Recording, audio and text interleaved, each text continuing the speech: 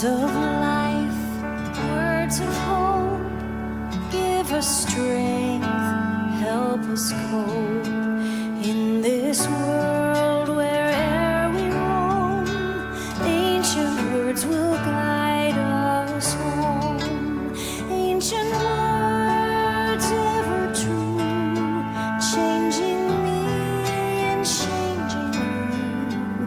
We have come with open hearts. Oh, let the ancient words impart.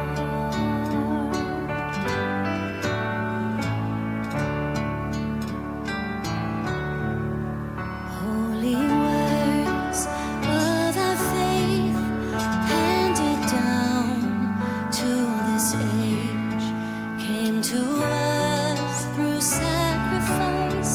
Oh, heed the faithful words of Christ.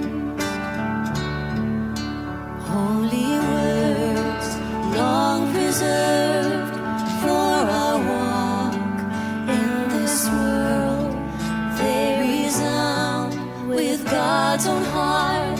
Oh, let the ancient words impart. Ancient words ever true, changing me and changing you. We have come with open hearts. Oh, let the ancient words impart. Ancient words ever true, changing me and changing you. We have come with open hearts. Oh, let the ancient words impart.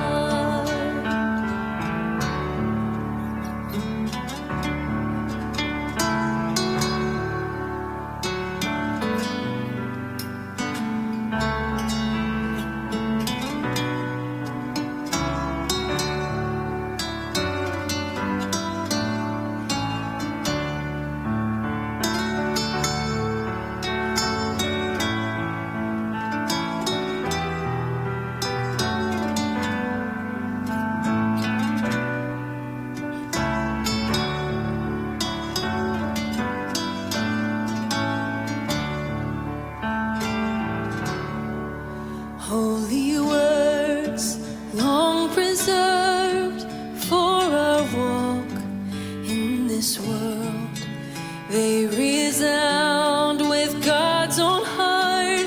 Oh, let the ancient words impart. Words of life, words of hope, give us strength, help us cope in this world where'er we roam. Ancient words will guide us home. Ancient words ever true, changing me and changing you. We have come with open hearts. Oh, let the ancient words impart. Ancient words ever true, changing me and changing you. We have come with open hearts. Oh, let the ancient words impart. We have come with open hearts.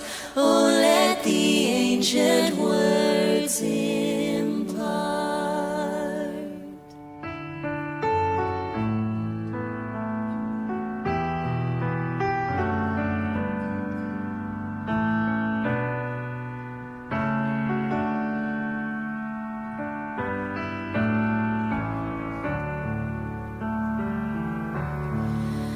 Holy words, long preserved for our walk in this world, they resound with God's own heart. Oh, let the ancient words impart. Words of life, words of hope, give us strength, help us cope in this world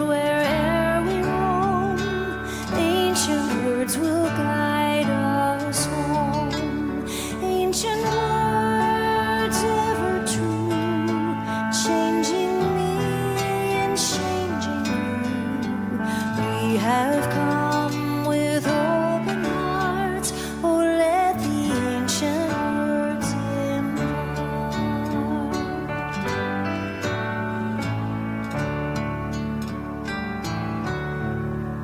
Holy words of our faith, handed down to this age. Let these people know that you, O Lord, are God, and that you have turned their hearts back. Welcome to yet another edition of the Daily Reflection, today on Wednesday of the 10th week in Ordinary Time, on 10 June 2026. Our first reading today comes from the book of 1 Kings, chapter 18, verses 20 to 39. In those days, King Ahab sent all the people of Israel and gathered the prophets of Baal together at Mount Carmel. And Elijah came to all the people and said, "How long will you go limping with two different opinions? If the Lord is God, follow him. But if Baal, then follow him." And the people did not answer him a word. Then Elijah said to the people, "I, even I only, am left a prophet of the Lord, but Baal's prophets are 450 men. Let 2 bulls be given to us, and let them choose 1 bull for themselves, and cut it in pieces, and lay it on the wood, but put no fire to it. And I will prepare the other bull, and lay it on the wood, and put no fire to it. And you call on the name of your God, and I will call on the name of the Lord, and the God who answers by fire, he is God." And all the people answered, "It is well spoken." Then Elijah said to the prophets of Baal, "Choose for yourselves 1 bull and prepare it first, for you are many, and call on the name of your God, but put no fire to it." And they took the bull which was given to them, and they prepared it, and called on the name of Baal from morning until noon, saying, "O Baal, answer us." But there was no voice, and no one was answered. And they limped about the altar which they had made. And at noon Elijah mocked them, saying, "Cry aloud, for he is God. Either he is musing, or he has gone aside, or he is on a journey, or perhaps he is asleep and must be awakened." And they cried out aloud, and cut themselves after their custom with swords and lances, until blood gushed out upon them. And as midday passed, they raved on until the time of the offering of the oblation. But there was no voice, no one answered, no one heeded. Then Elijah said to all the people, "Come near me." And all the people came near to him. And he repaired the altar of the Lord that had been thrown down. Elijah took 12 stones, according to the number of tribes of the sons of Jacob, to whom the word of the Lord came, saying, "Israel shall be your name." And with the stones he built an altar in the name of the Lord. And he made a trench about the altar as great as would contain 2 measures of seed. And he put the wood in order, and cut the bull in pieces, and laid it on the wood. And he said, "Fill 4 jars with water, and pour it on the burnt offering, and on the wood." And he said, "Do it a second time." And they did it a second time. And he said, "Do it a third time." And they did it a third time. And the water ran round about the altar, and filled the trench also with water. And at the time of the offering of the oblation, Elijah the prophet came near and said, O Lord, God of Abraham, Isaac, and Israel, let it be known this day that you are God in Israel, and that I am your servant, and that I have done all these things at your word. Answer me, O Lord, answer me, that this people may know that you, O Lord, are God, and that you have turned their hearts back. Then the fire of the Lord fell and consumed the burnt offering, and the wood, and the stones, and the dust, and licked up the water that was in the trench. And when all the people saw it, they fell on their faces, and they said, The Lord, He is God. The Lord, He is God. The word of the Lord. Thanks be to God. Words long preserved for our walk in this world, they resound with God's own heart. Oh, let the ancient words impart, ancient words ever true, changing me and changing you. We have come with open hearts. Oh, let the ancient words impart, ancient words ever true, changing me and changing you. We have come with open hearts. Oh, let the ancient words impart.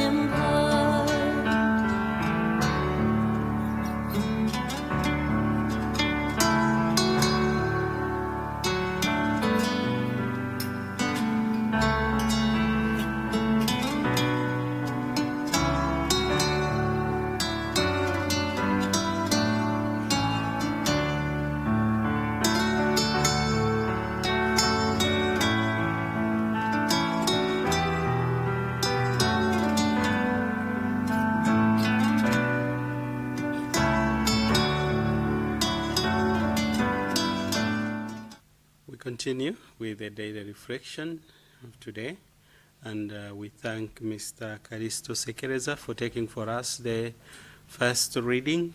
Indeed, a very long reading, but very interesting when you hear the story of the contest on Mount Carmel with Elijah, one prophet, competing with 450 prophets of Baal and coming on top.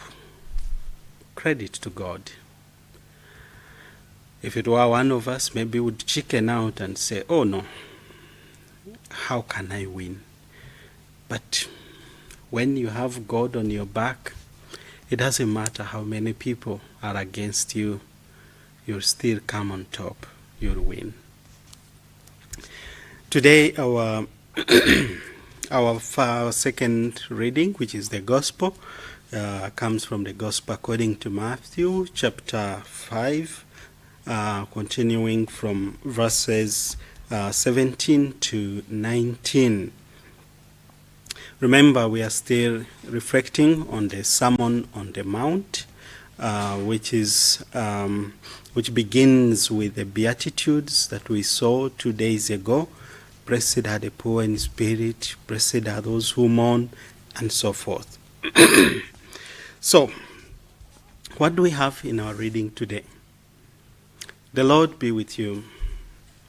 A reading from the Holy Gospel according to Matthew. Glory to you, O Lord.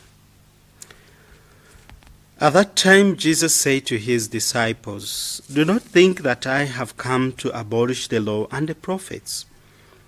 I have come not to abolish them, but to fulfill them. For truly I say to you, till heaven and earth pass away, not an iota or a dot will pass from the law until all is accomplished. Whoever then relaxes one of the least of these commandments and teaches men so shall be called least in the kingdom of heaven. But he who does them and teaches them shall be called great in the kingdom of heaven. The Gospel of the Lord. Praise to you, Lord Jesus Christ. So here we go. These are our readings for today.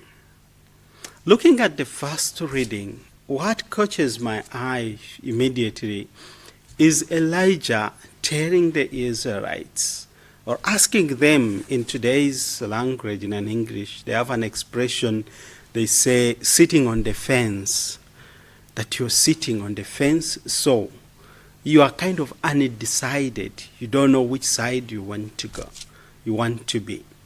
So Elijah is asking the Israelites, how long are you going to be like that? Okay? If the Lord is God, follow him.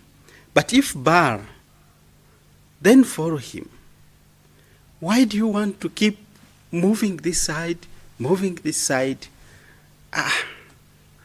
When it comes to the matters of God, it's different. It's not a political party that today I'll wear one shirt of this political party and tomorrow I can wear a different shirt and go and attend the rally and the next day I wear another shirt. No. It's not like that.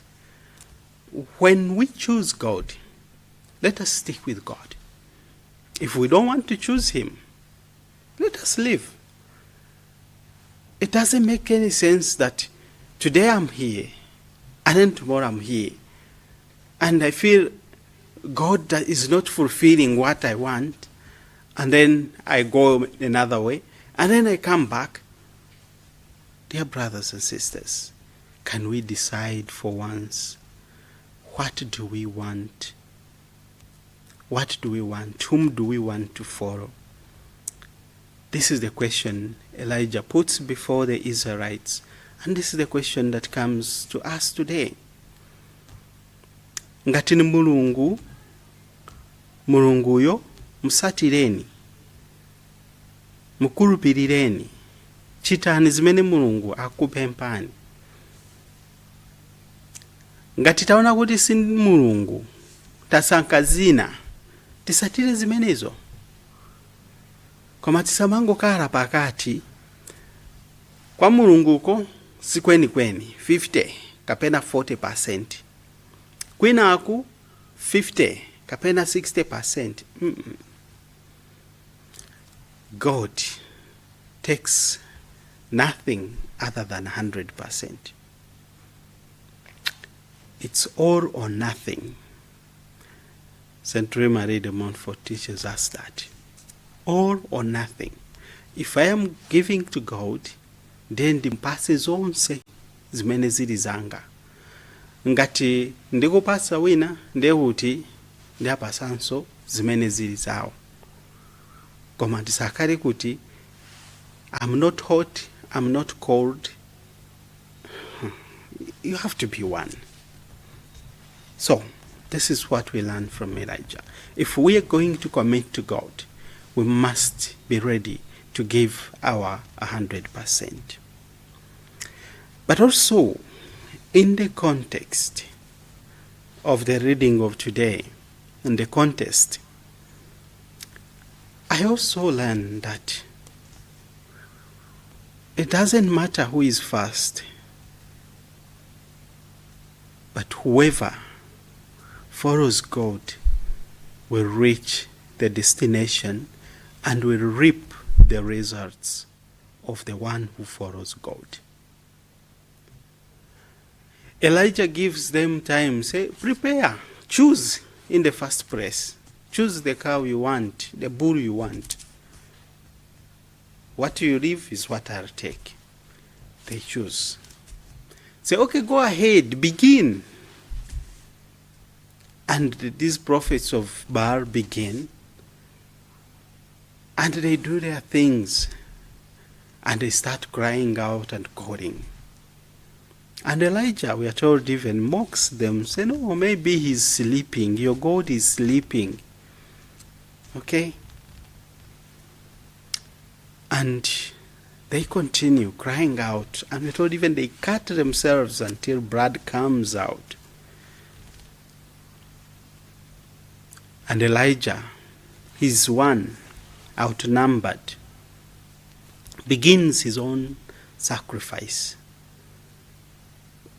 restores the altar of God, sacrifices, and God answers with fire. Dear sisters, dear brothers, it's true. Those who believe in God, He answers them. He's never late. He's always on time. His own timing. If we do everything according to His will, according to His plan, God answers and He restores us. Are we ready to follow Him? We must know He takes nothing other than 100%. In the Gospel of today, we continue to reflect on the Sermon on the Mount in the Gospel of Matthew. Jesus says to His disciples, do not think I've come to abolish the law. Not at all. I've not come to abolish it. I've come to fulfill it. This is what Jesus is doing. Because the other religious leaders, scribes and Pharisees, perceived Jesus to be against the law of Moses. But He is not. He's rather taking the law of Moses to another level, to the next step, where the law says, do not commit adultery. Jesus goes beyond. He says, whoever desires someone in their heart, they have already committed adultery. So, the law was touching the basics, the action, but Jesus tackles the root cause of evil, the root cause of sin. So in His fulfilling the law, He goes beyond what the law of Moses had prescribed. When Jesus is asked, among the laws, which is the number one, which is the greatest, He doesn't beat about the bush. He says, love the Lord your God with all your heart, with all your soul, with all your mind. And the second is love your neighbor as you love yourself. That is a summary of the whole law. So Jesus is fulfilling the law because He's loving the neighbor. And who said this neighbor must be rich? Who says this neighbor must be decent? Actually, the neighbor we have is sometimes the cross we have to carry to love them. It's not easy to love people. Even in our own homes and families, it's not easy to love them. Some of them are very annoying. But if they were perfect, where is the cross? It's easy to love people who are perfect, who are good, who are straightforward. But that's not the challenge. The challenge is to love those who are difficult to love. The poor, the destitute, those on the streets. That's the invitation of Jesus. When they bring to Him a woman caught in adultery, this woman was sinning. But what does Jesus do? He says, he who is without sin cast the first stone. When the lepers come to Him unclean, if you wish, you could cure me. What does Jesus do? He touches them. Something that was unheard of. These are those difficult to love, and Jesus teaches us to love them. Ambuye Yesu akutipunzisa kuti sana bwere kuzatesa malamulo, koma abwera kuzafikisa pachimake penipeni. Akuchita zomwezo chifukwa yani, akuchita zomwezo munjira yotani. akuchita zimenezo kuti pamene lamulo likuti usamape, Ambuye Yesu akuti amene watukwana m'bale wake wachita chimo. Pamene lamulo likuti usachite chigololo, Ambuye Yesu akuti ayi, amene waganizira moyipa mkazi wanzake kapena mtsikana wina wake ndiye kuti akuchimwa kumene. Ambuye Yesu akufuna kuti tichose kumene chimo limayambira, kuti pakutero ndiye kuti tikale kuti tikukwaniritsa lamulo kuyambira mu mtima osati zochita zokha ayi. Chifukwa lamulo la Mose lija likupanga tako zochita, usape, usachite chigololo, usaname, zonsezo. Koma lamulo la Ambuye Yesu likuti ayi, tiyambire mu mtima.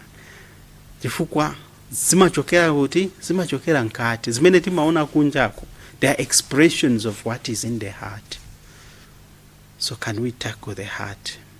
The law is not going to go away. It will stay with us. And so Jesus is inviting us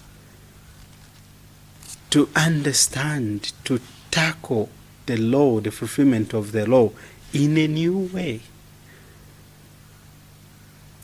And when we have done that, we can sit comfortably and say, we are giving God 100%. We are giving our everything to God.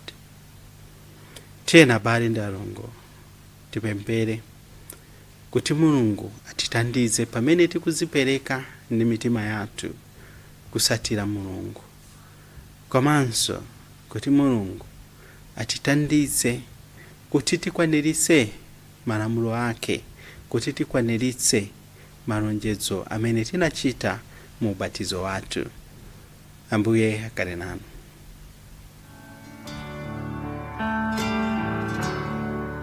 Holy words long preserved for our walk in this world, they resound with God's own heart. Oh, let the ancient words impart